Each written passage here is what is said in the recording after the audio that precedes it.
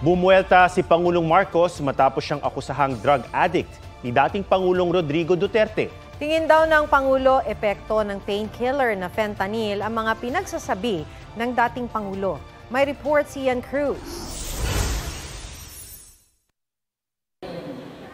Si Bongbong Marcos bangag noon, ngayong presidente na bangag natin ang presidente.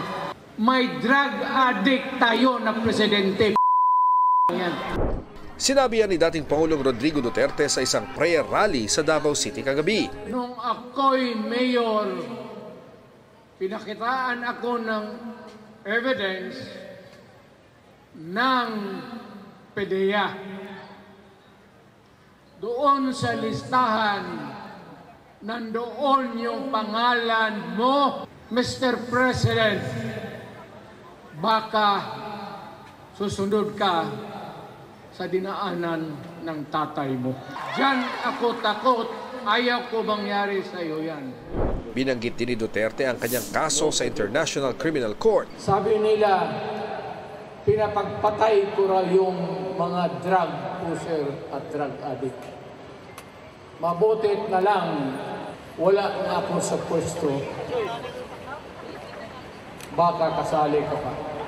Tinuligsa rin ni Duterte ang kontrobersyal na People's Initiative na nagsusulong ng pagbabago sa ligang batas. What's wrong with the Constitution? Tell me, you want to perpetuate yourself in power. Mabuti sana kung bright kayo.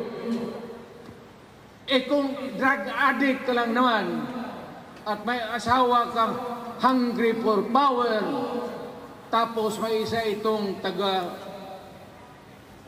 Leyte, gusto siyang mag-Prime Minister. Alam mo, Parliament, ang ambisyon niyan, karamihan galing kay Lisa Marcos, pati kay Romualdez. Pabala ni Duterte, kung ipipilit ang People's Initiative, tiyak magkakagulo. Pag pinilit mo ito, lalabas ka ng Malacanang kagaya noong panahon na pinalayas kayo. Buwelta ni Pangulong Bongbong Marcos. I think it's the fentanyl. Fentanyl is the strongest painkiller that you can buy. It is highly addictive and it has a very serious side effects. And PRRD has been taking the drug for a very long time now. I hope his doctors take better care of him. Ilang beses nang sinabi ni Duterte noon na umiinom siya ng painkiller na fentanyl para sa injury na idinulot ng aksidente sa motorsiklo.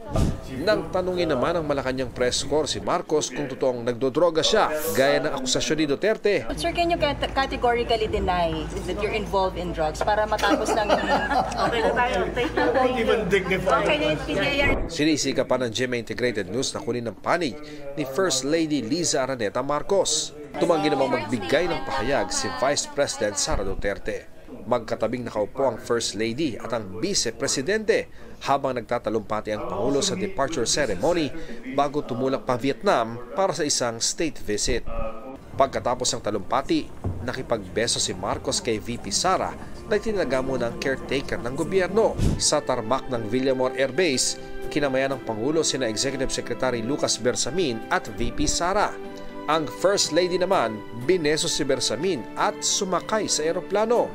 Iginiit naman ng Philippine Drug Enforcement Agency o PDEA at PNP na kailanman ay hindi nasama sa drug watch list si Pangulong Marcos.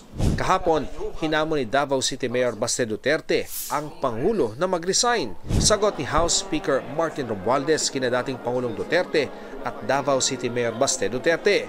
Sana mag-isip-isip muna kayo, at ilabas mo yung mga prueba kasi alam natin hindi totoo yung mga sinasabi ninyo. Tigilan mo na yung budol-budol galing sa Davao. Please lang. Pinaalala rin ni Romualdez na pro-charter change si Duterte noong siya ang Pangulo. Yung plataforma, kaya nanalo siya, ay federalismo. Panawagan ni Romualdez sa mga Duterte. Konting galang naman sa ating mahalang presidente at saka pamilya niya. Yung pahanon naman ninyo, ginarang naman kayo. Ian Cruz nagbabalita para sa GMA Integrated News. Mga kapuso, alamin ang State of the Nation. Mag-subscribe sa GMA Integrated News sa YouTube.